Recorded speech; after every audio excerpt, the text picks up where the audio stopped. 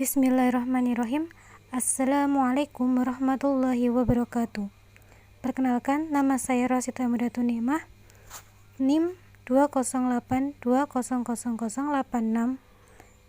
Saya kelas Tadris IPSC. Di sini saya akan mempresentasikan mata kuliah kami, yaitu Ilmu Pendidikan, dengan judul Pendidikan Seumur Hidup. Sebelum kita membahas tentang pendidikan seumur hidup, lebih baik kita mengenal apakah itu pendidikan.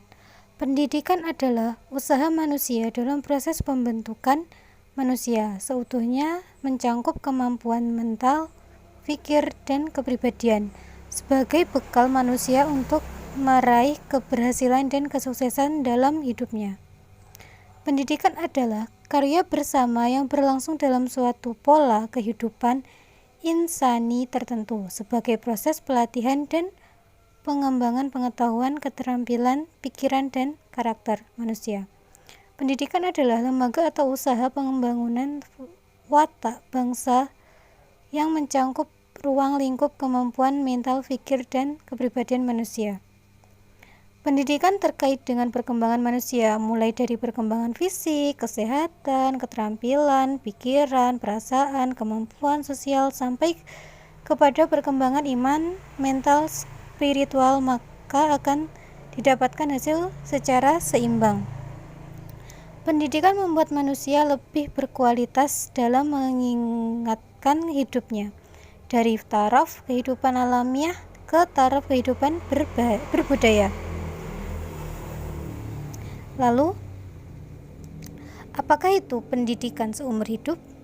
Pendidikan seumur hidup adalah suatu konsep pendidikan yang menerangkan tentang keseluruhan peristiwa kegiatan belajar mengajar dalam proses pembinaan kepribadian yang berlangsung secara kontinu dalam kehidupan manusia. Proses pembinaan kepribadian memerlukan rentang waktu yang relatif panjang, bahkan berlangsung seumur hidup. Pendidikan seumur hidup yang disebut dengan lifelong education adalah pendidikan yang menekankan bahwa proses pendidikan berlangsung terus-menerus sejak seorang dilahirkan hingga meninggal dunia, baik dilaksanakan di jalur pendidikan formal ataupun non-formal maupun informal. Pendapat ini menunjukkan pendidikan bukan hanya didapat dari bangku sekolah atau pendidikan formal, namun juga dapat diperoleh dari pendidikan informal dan non-formal. Pendidikan berlangsung seumur hidup, mulai pengalaman-pengalaman yang dijalani dalam kehidupan manusia. Pendidikan seumur hidup adalah sebuah sistem konsep pendidikan yang menerangkan keseluruhan peristiwa kegiatan belajar mengajar dalam keseluruhan kehidupan manusia. Proses pendidikan seumur hidup berlangsung secara kontinu dan tidak terbatas oleh waktu, dan tepat sepanjang perjalanan hidup manusia sejak lahir hingga meninggal dunia, baik secara formal maupun non-formal. Proses pendidikan seumur hidup tidak hanya dilakukan oleh seorang yang sedang belajar pada pendidikan formal, namun bagi semua lapisan masyarakat yang hidup di dunia ini. Adapun konsep pendidikan seumur hidup ini sebenarnya sudah sejak lama dipikirkan oleh para tokoh-tokoh pendidikan Islam yang sudah mengenal tentang pendidikan seumur hidup ini.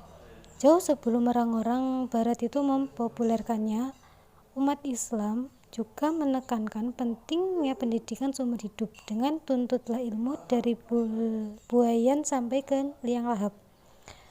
Ungkapan ini menunjukkan bahwa pendidikan berlangsung tanpa batas, yaitu mulai sejak lahir sampai manusia mengakhiri hidup.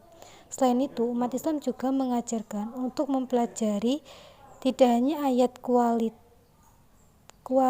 kauliyah saja, tetapi juga ayat-ayat kauniyah atau kajian-kajian di sekitar manusia. Maka jelaslah sudah bahwa pendidikan seumur hidup itu sangat benar adanya di dalam kehidupannya.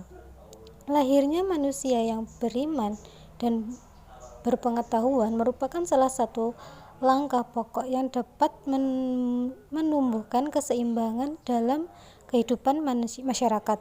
Manusia sebagai makhluk ciptaan Tuhan membawa misi suci secara horizontal. Manusia sebagai khalifah yang bertugas sebagai tauladan bagi sesama dan sebagai menata seluruh kehidupan alam semesta. Secara vertikal, manusia juga sebagai hamba yang harus beribadah dan mengabdi kepada Tuhannya.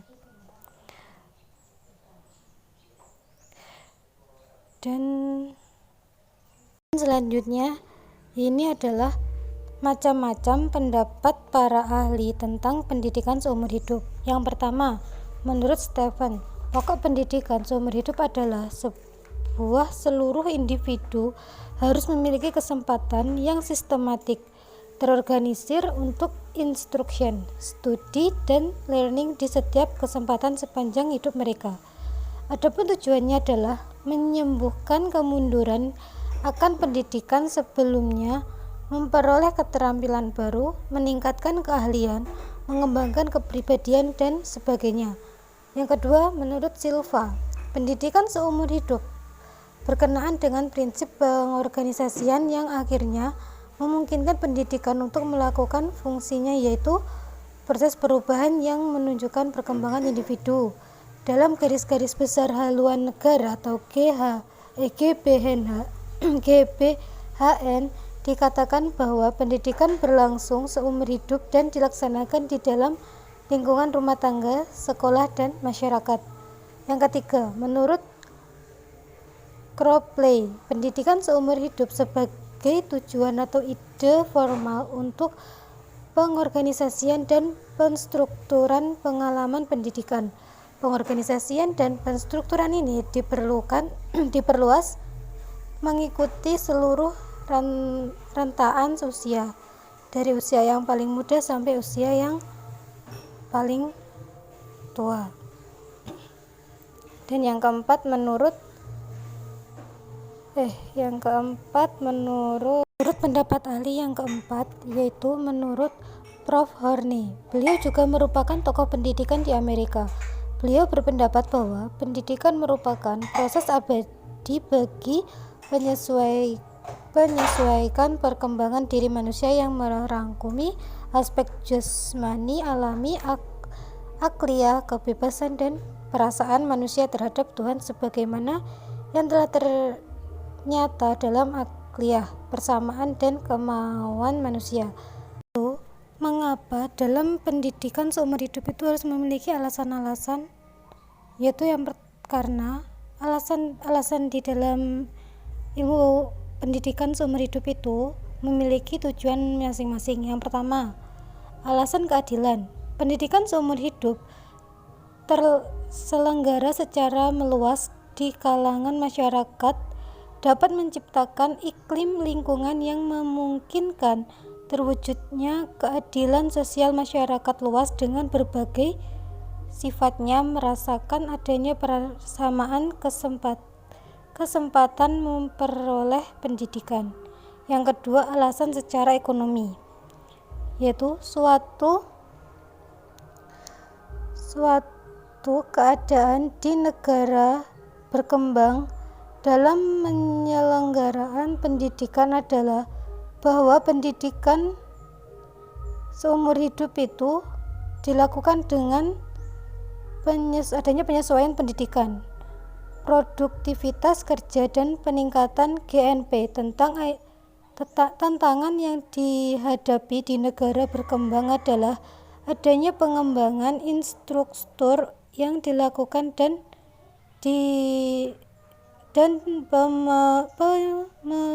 pemebuhan pendidikan dalam peningkatan sumber daya manusia. Alasan yang ketiga yaitu alasan perkembangan iptek. Peranan ilmu pengetahuan dan teknologi tidak diragukan lagi dalam pengaruh terhadap dunia pertanian, industri, transportasi, komunikasi, dan pendidikan itu sendiri. Banyak sekali inovasi yang dilakukan dalam pendidikan, meliputi pendekatan baru dan perubahan orientasi di dalam proses belajar mengajar. Konsep pengembangan tingkah laku, perubahan peran guru dan siswa, munculnya berbagai tenaga pendidikan non-guru, pendaya gunaan sumber belajar yang semakin bervariasi, dan lain-lain.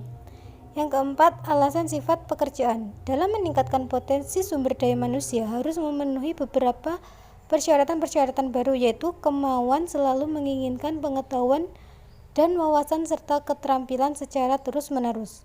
Sistem pendidikan yang tidak mampu menyajikan bekal kerja tersebut akan mengalami keusahaan. Adapun ketika menyelenggarakan pendidikan tidak memberikan bekal, maka lulusan sendiri harus memiliki dasar pengembangan diri. Alasan sosial. Perkembangan ilmu pengetahuan dan teknologi di negara berkembang memiliki dampak yang sangat besar terhadap perubahan-perubahan kehidupan sosial, ekonomi, dan budaya. Dalam hal ini dapat dicontohkan perubahan tersebut seperti corak pekerjaan, status dan peran adolescen versus kelompok dewasa, hubungan sosial pekerjaan dengan atasannya, khususnya pertambahannya usia harapan hidup dan menurunnya jumlah kematian bayi, dan berusahanya sistem dan peranan lembaga pendidikan. Yang terakhir, bagaimana sih kurikulum dalam pendidikan seumur hidup? Kurikulum dalam hubungan ini didesain atas dasar prinsip pendidikan seumur hidup betul-betul telah menghasilkan pelajaran sepanjang hayat yang secara berurutan melaksanakan belajar seumur hidup. Kurikulum yang demikian merupakan kurikulum praktis untuk mencapai tujuan pendidikan dan mengimplementasikan prinsip-prinsip pendidikan seumur hidup itu tersendiri. Mungkin cukup sekian presentasi dari saya. Jika ada kurang lebihnya, saya mohon maaf sebesar-besarnya. Akhirul kalam, syukran kasairan ala ihtimamikum. Wassalamualaikum warahmatullahi wabarakatuh.